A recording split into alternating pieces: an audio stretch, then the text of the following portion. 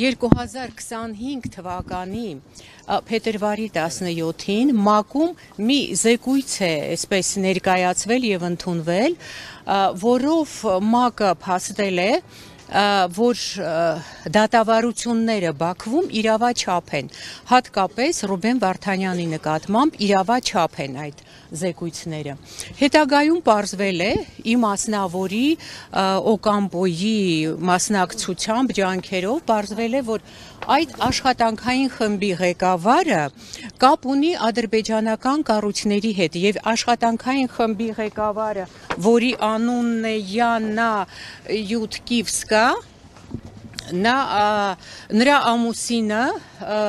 Ուկրաինայում գտնվող Սոկար ընկերության հետ կապ ունի եւ արմատներով ինքը ադրբեջանցի է, ճիշտ է, երկար ժամանակ ապրում է Ուկրաինայում, բայց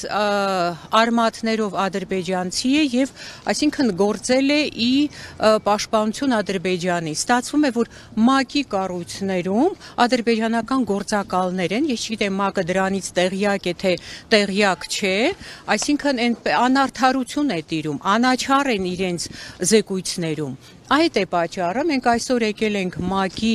գրասենյակի առջև մեր բողոքը արտահայտելու, որպեսզի իրենք մաքրեն իրենց կառույցները, ավելի արդար լինեն, անաչառ լինեն եւ ինչ որ խնդիր քննարկելուց ավելի խորանան այդ խնդիրների մեջ, այլ ոչ թե հենց այսպես զեկույցներ հայտարարեն։ Այս սրա մասին է այսօր մեր բողոքը ՄԱԿ-ի գրասենյակի առջև։ ՄԱԿ-ից ինչ ակնկալիքներ ունեք։ Դե ՄԱԿ-ից ակնկալիք ունենք, որ ի վերջո իրենք մի հատ կքննեն այդ հարցը, կտեսնեն արդյոք այդպես է, որ այդպես է, մենք